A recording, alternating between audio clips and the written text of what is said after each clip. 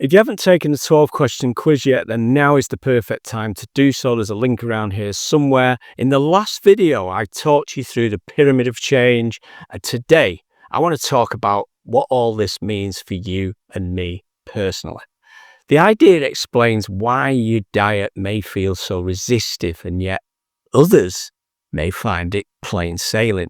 My name is Michael Dawson, the author of Quit Your Diet, Think to Shrink. And if you're done with meal plans, calorie counters, and food diaries, then you could be in the right place, because I'm here to help you develop a 14-day plan to quit diets forever. I believe that everything you need is available for free right now in my members area. You can also grab my book and sign up to the course, which will walk you through the whole process. If you watched the last video, you'll now have an idea of the principle of the change pyramid. And today, we're going to go deeper into what this means to you. Now, the following video is taken from my course. It's available on my website, and the 12-question quiz is linked around this episode somewhere. I'm going to let this course video do the talking. Okay, let's get into it. Here's the sample video from my Quit Your Diet course. Welcome back to the Quit Your Diet course. My name is Michael Dawson. So in this session, I want to apply what we've learned so far to our own personal issue. And as this is Quit Your Diet, then of course, we're going to work around how it all applies to health and well-being. So let's just summarize where we are so far. The pyramid of change, as it applies to us, indicates various levels of intervention. Now, there's a hierarchy, which means that each higher level holds much more influence over the levels below. And hopefully by now, we're also in agreement that any intervention or action we take to make any changes has got to be equal to or above the actual problem itself on the pyramid. Think again of the champagne fountain. You pour in at one level and it flows downwards. This then must lead us to a very important question. And instead of asking what our problem is, we've got to ask where our problem is. And this question will help us to place our problem on a level of the pyramid and help us to assess any action we should take, or assess any action we've already taken. Remember, of course, we're humans, we are complex, and we lie to ourselves a lot. We fall in love with the wrong people. We make bad decisions. But this being the case, the idea of the pyramid has got to have a certain amount of flexibility. It's not an exact correlation. But as we break it down, you'll be able to see that this makes intuitive sense. Question: where's my problem? Now, just to be clear, I'm talking about a weight problem, not that you are overweight. These are two entirely different things. You can be overweight without a weight problem. You could be underweight and have a weight problem. We are talking about the kind of ongoing issue that you've tried to solve by other external means. So we'll drop in there yet again that obviously nothing I tell you ever supersedes professional medical advice. Here's the question: why do we have a weight problem? The answer to this question could come in an instant, or it may take, some deep thought, but we should answer it before moving on. Let's throw out some common statements that you might hear from people, or you might even say yourself, or you might say about yourself. And let's look at where they lie on the chart. I'm just going to pop a tick in wherever I think. You can do the same. This is not an exact science. And then we can have a look at what levels these come to. So I find it difficult to lose weight because I work at the ice cream factory as a taster. So that's my favorite. I'll try and keep these as memorable and humorous and silly as I can, but I think it makes the point. That goes there. I want to lose weight, but I don't really know how to cook healthy meals or structure an effective workout. Fair enough. I would go with this one. I know I should eat healthier, but I keep snacking late at night and skipping workouts. Okay. I've always been the big guy or the curvy girl. It's just who I am. Okay, doke. I've always believed that being overweight runs in my family, so no matter what I do, it won't make much difference. Honestly, what's the point of losing weight? Life's meant to be enjoyed, and dieting just makes people miserable.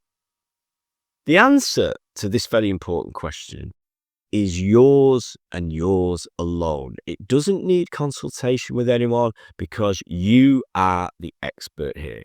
What it might need is some honesty. Can you see key moments in your life that have embedded into your memory? What those kids at school said, what the family narrative is. Who are those people you admire and what's their message or attitude?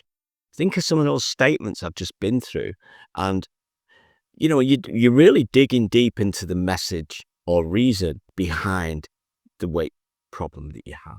We're not going to drift off into my personal issues. We're not here for that. You'll be bored. But I'll take time to place my issue here. And you can pause this video or even turn it off until tomorrow if you need to think this whole thing over. And you can get the PDF chart from the members area or the attached download.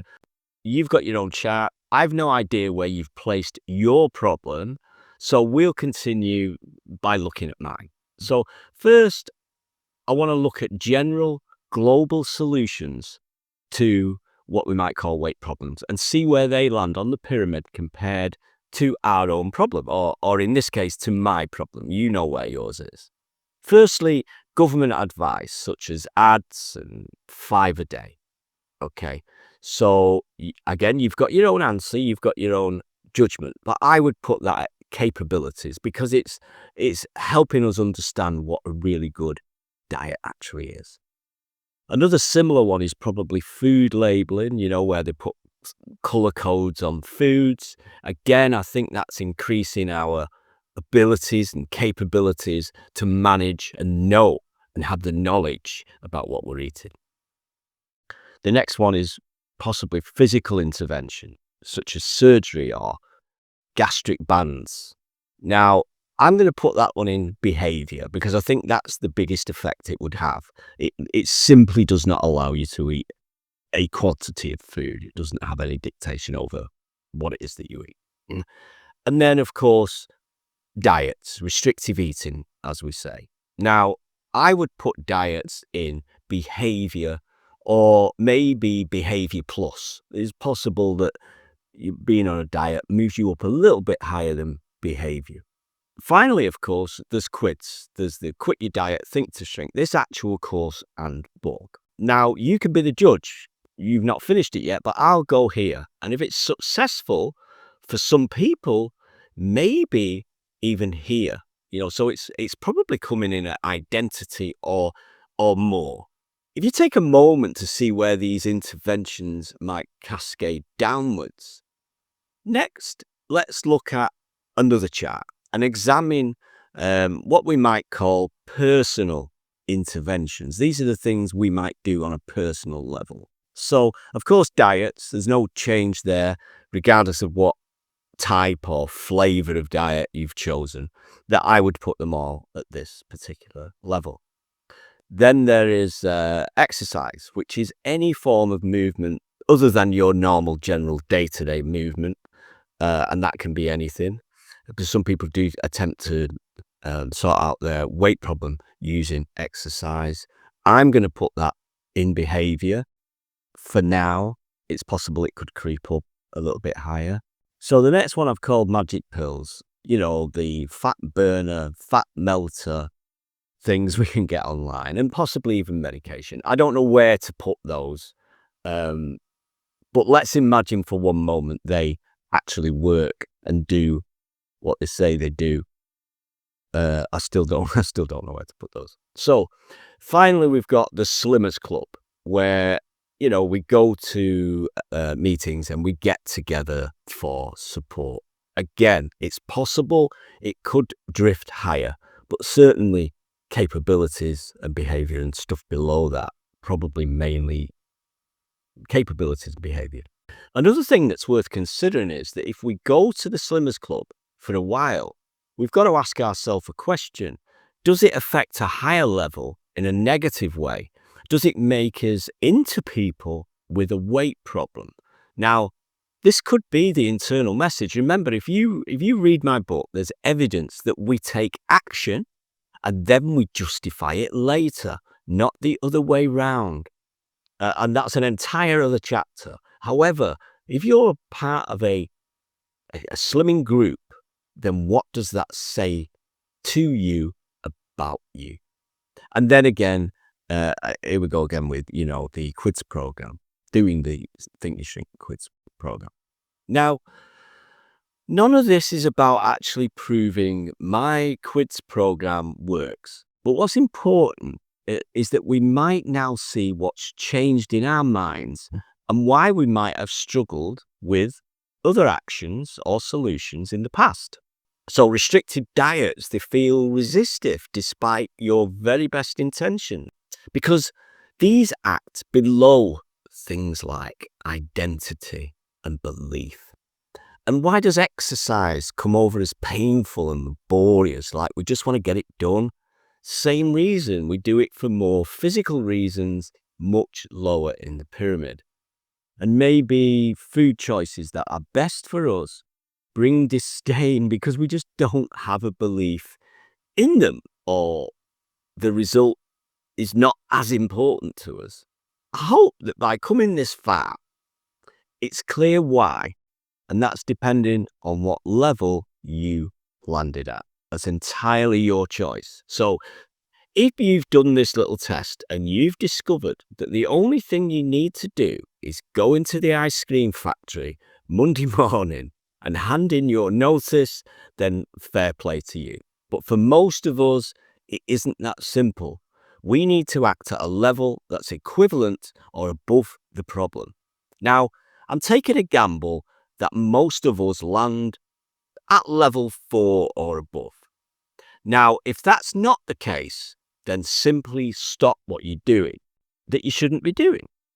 And that was a trick question. And we probably already know that humans don't do that, which brings us straight back to the reasoning I'm trying to present to you. If you're still with me, then you agree that the diet isn't working, and you now have good reason to understand why. You can clearly see at what level your intervention should be now, because you've decided at what level the problem exists. I also suspect that you've also discovered that your problem lies in the top 3 of the pyramid, and as such the answer is internal rather than external. Now, this is good and bad news, because there's work to be done outside of the diet dogma, and yet you know that it's effective, and you know that it will trickle down to all those lower levels and make those lower levels easier to manage. It's decision time. Looking at all that we've done so far, are you willing to try something entirely new? Not a leap into the dark with no idea where you're going, but just to follow a roadmap that leads to a diet-free life, just like millions of others. It's time to make that decision, or stay, or to get the hell out of here. Now, if you're one of the lucky ones, then it's as simple as quitting your job at the ice cream factory. But in the coming session, I'm going to be revealing my roadmap to freedom. It's a map you can follow where there is a clear destination. And in the next session, I'm going to talk you through the diet roadmap. What you might not have realized is that you are already well on your way. So I hope all that made sense to you, and I'm going to see you in the next session. So that was a sample video from my course, Quit Your Diet, and you'll find the whole thing on my website at actionfactorypublishing.com. So I hope that now you can see why those diets feel so resistive to you, and sometimes they just appear to be no problem for other people. And even how some of the super slimmers of the year might have dieted for years and failed again and again and had no success. And then suddenly it all falls into place. It's because of the pyramid. So take the quiz yourself if you haven't already. Thank you in advance for taking a half a second to tap the like button. I drop videos like this every few days, so subscribe and do the usual if you want to stay in the loop. If you become a site member soon, then it's free and it always will be free to you. Thanks for being there. I'm going to be back in a few days with another video. I've been Michael Dawson, author of Quit Your Diet, Think to Shrink. See you soon.